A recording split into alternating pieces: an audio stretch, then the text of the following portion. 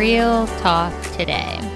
I want to start this podcast episode by being honest, because I've been going through it, not in some catastrophic rock bottom way, but in the quiet, exhausting way that the people around you don't seem to notice. The kind of it where you're still showing up, you're still leading, still holding space for others, but behind the scenes you feel like you're struggling to hold on. Because when you're the strong one, no one thinks to check on you. When you're the high achiever, the one who's always inspiring others, the one who seems to quote unquote have it all together, people assume you're always fine. But let me be clear about something. Strong doesn't mean silent, capable doesn't mean immune, and grinding doesn't mean growing. So today's episode is going to be a little bit different. It's for the ones who lift heavy but are carrying even more emotionally. It's for the ones who feel like their brain needs a workout more than their body right now. And it's for the ones who are realizing that mindset isn't a buzzword, it's actually your anchor. So let's talk about the concept of mental reps, the kind that actually change your life. I call this the invisible weight of always being quote unquote okay. So let's start there. Because before we can talk about building strength, we really need to unpack the weight we've been carrying just to survive. And for a lot of us, that weight is a silent pressure to always be okay. When you think about it, there is so much going on around us in our lives that it's really hard to be okay right now. I feel like you have the weight of the world and everything going wrong. You have all of your own professional standards, things you have to adhere to. And then you have your own personal goals. And for me, I have been going through a really long bout. I have a progressive GI condition, and right around Thanksgiving, I started to not feel well. Thought it was just my normal bout where this happens a couple times a year, and here it's June, and I'm still really unwell. And it's pretty much plagued my life, and I have fought silently to continue some semblance of a routine for my own sanity. But in the last couple months, hiding it has been pretty impossible. And people are starting to notice that I look different. I am not around as much. And the reality is I really need rest. And so I have been saying no a lot. I have been pulling back because I don't want to explain or talk about it because there's a lot of unknown and uncertainty right now.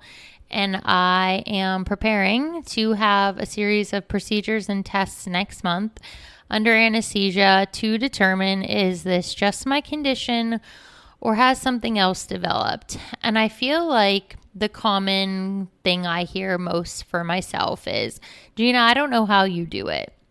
Well, friends, family, everybody that's listening, I don't. That's the reality. I do what I have to survive, which is why I work as much as I do, because I have a set goal and plan for myself this year, and I will do anything in my power to stay on track because I really want to be debt-free before I am faced with having to buy a car again. And for me, that means all debt other than my one ridiculously high government interest student loan, because that thing I feel like is just a means to set you up for failure when you come from poverty and you are not somebody that is fortunate enough to have your education paid for. It's the thing that has plagued me for 13 freaking years that I have been out of school.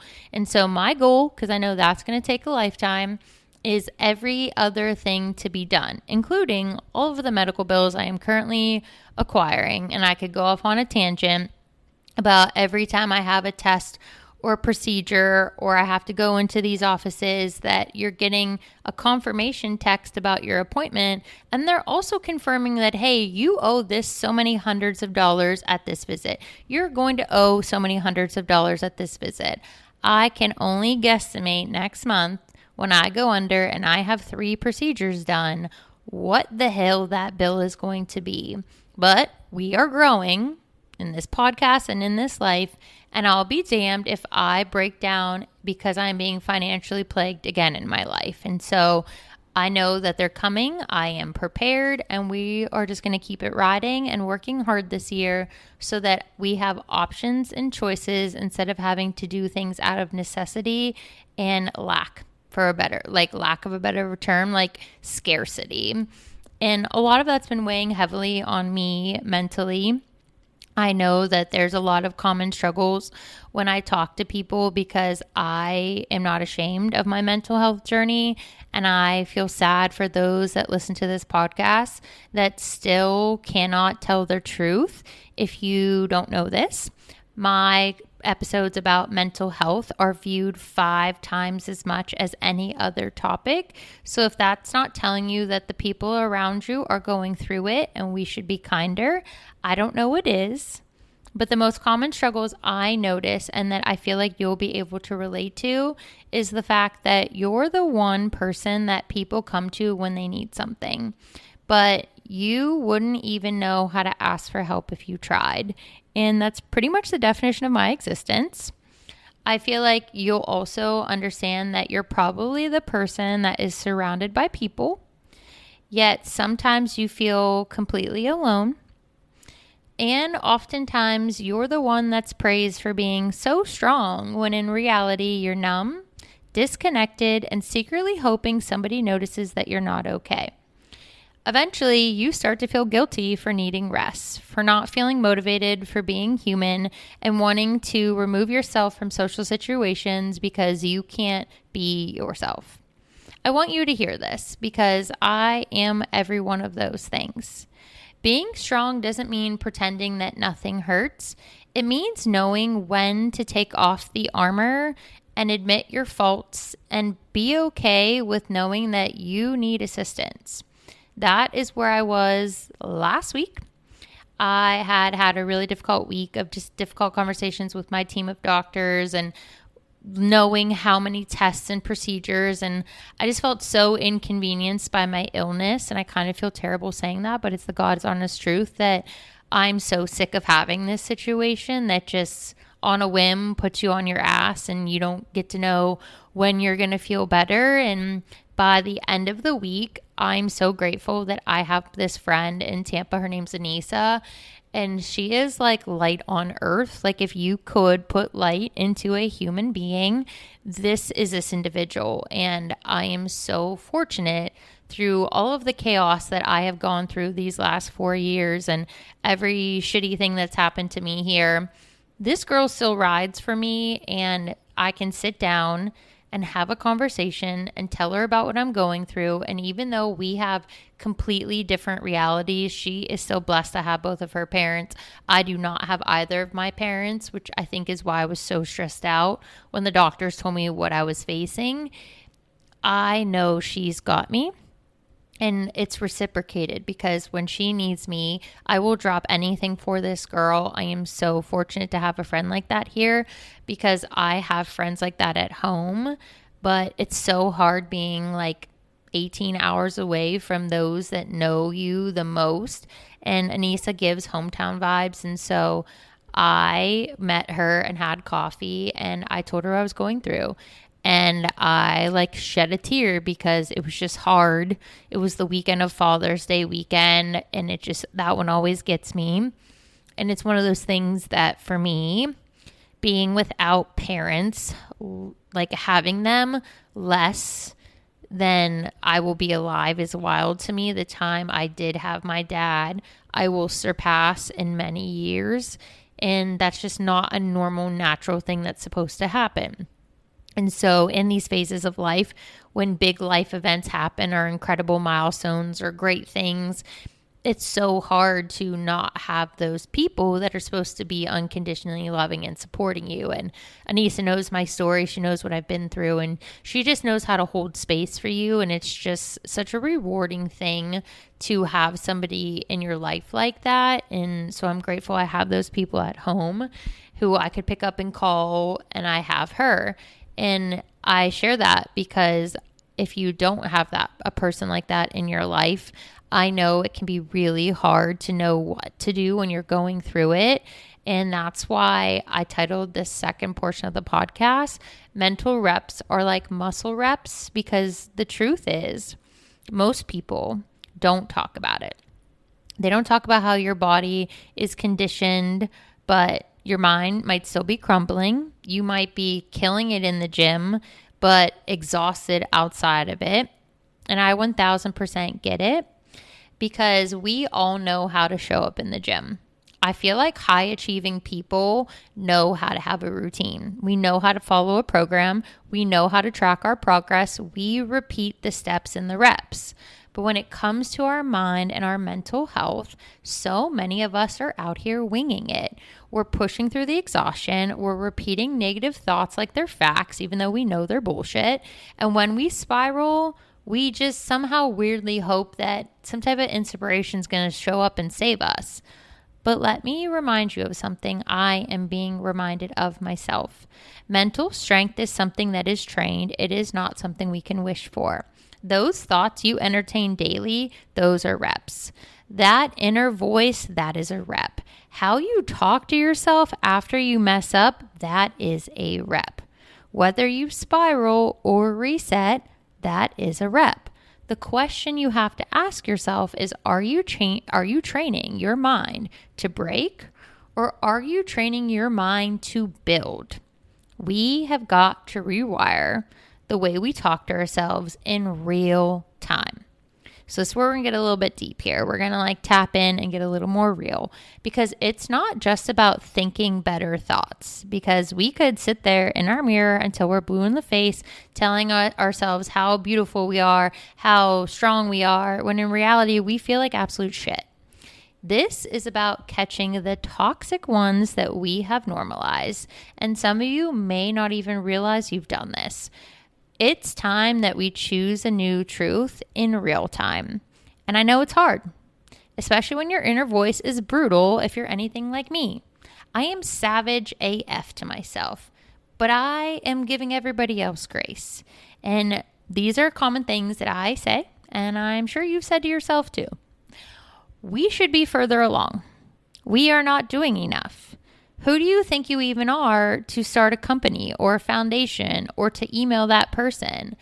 That voice, it probably didn't start with you. Let's be honest. This self-doubt, it started with a parent, with a coach, with society, with your ex, or the trauma and how you had to have it handed to you, but you didn't want to receive it. Now it all lives within us. And every time you let that voice run the show, you strengthen it. You don't just need a mindset shift, my friend. You need a mindset strategy. Rewiring happens through real, raw repetition. The same way you train that toxic voice, we need to train a new one. Because calm is not a reward, it is a rehearsal. Even when you shift your self-talk, life still throws chaos at you. And I know that 1,000%. So the next level of mental strength, it comes from staying grounded when everything around you isn't. Let me ask you something. Are you waiting for life to slow down before you finally focus on your mindset, on your goal, on that thing that has been put on your heart to proceed forward and achieve? Also, are you telling yourself, I'll prioritize peace when I have time? Because spoiler alert, y'all, it doesn't work like that. Peace isn't the prize you get after burnout. It's the practice you build during it. If you only ground yourself when everything's falling apart, you're not building strength. You're just surviving again and again and again. You don't find calm, you have to become it. And that means training for chaos before it hits, not after it. Friends, unseen strength is still strength. And maybe the most overlooked piece of all of this is that it's the strength that no one sees. Not the before and after kind, not the post that's worthy of actually putting it out there and telling the world. Not the big win, massive breakthrough, oh my God, everything changed overnight kind. I'm talking about the invisible wins. The day you set a boundary and didn't apologize for it. I did that this weekend. The moment you chose to rest instead of overachieve. Hello, how necessary. The time you had a breakdown and didn't label it as a weakness. For me, as somebody that has struggled with their mental health for the majority of their adult life, I know my triggers. And if you have not been listening to this podcast for this long, I want you to go back because I did an entire episode on triggers, and it's critical in strengthening your mindset because when I identified my triggers, it helped me to understand when I started to kind of go off the deep end, things to look for. And for me, they're very simple. When I start to get overwhelmed and I can't figure my own shit out, I will stop showering. Like I won't shower every single day because showering is fatiguing. I will eat less or eat simpler, quick options instead of having the time to make a meal because again, standing up is exhausting. I will remove myself from every social situation possible because I feel like a burden, even though I know I'm not. And I will say no more often and not in a way that's setting boundaries, in a way that means I don't want to have to put effort into things because I barely have the energy to get through what has to be a priority in my day. And so if you're somebody that is struggling and trying to figure this out, it's really helpful if you know the things that trigger your mental health.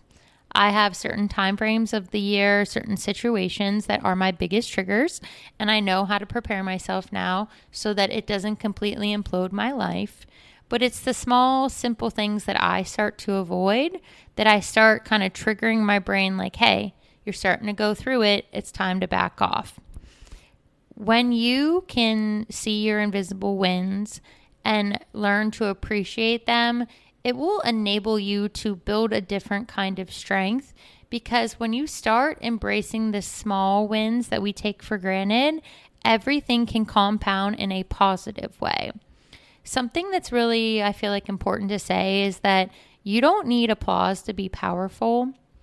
You don't need validation to grow.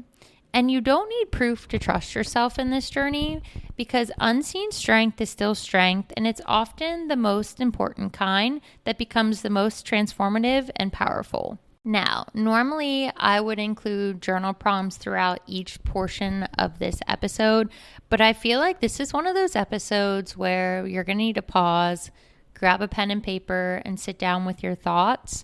If you don't know this about me, I am old school to a T. Pen and paper, y'all. You could sit here in Texas, you could type this, but there's something about putting a piece of paper and a pen together and letting your thoughts flow that literally is so therapeutic. So I encourage you to pause if you need to. Go grab yourself a pen and a piece of paper. I've got some tangible things that I want you to work through. Now, if you're ready, journal prompt number 1 is what quote unquote mental reps am I currently repeating that no longer serve me? I want you to think about the things you say and do that you continually repeat that you know you shouldn't, and what can you do to disassociate from those so that you can feel better, mind, body, and soul. The second journal prompt: when do I feel the most grounded, and how can I practice that daily? For me, I love the space I have created. I'm working on a YouTube video to kind of talk about why having a stable home is so important to me and how rare that has been for me. But when I walk into this space and I see this beautiful place I've curated that has literally been because of my hard work, there is a sense of peace that comes over my body that I didn't know you could have. I didn't know you could feel so calm and such alignment ever. I've never felt this until I created the space that I have. So where is that place that you feel grounded at? And how can you surround yourself in that environment more? Journal prompt number 3. What belief do I need to let go of to create space for peace? What is like your top 3 limiting beliefs that you know damn well don't serve you, aren't true, but we still are stuck in them? I know one of my biggest ones is always financial, just because of like trying to rewrite a narrative that you literally lived in for so long is so hard.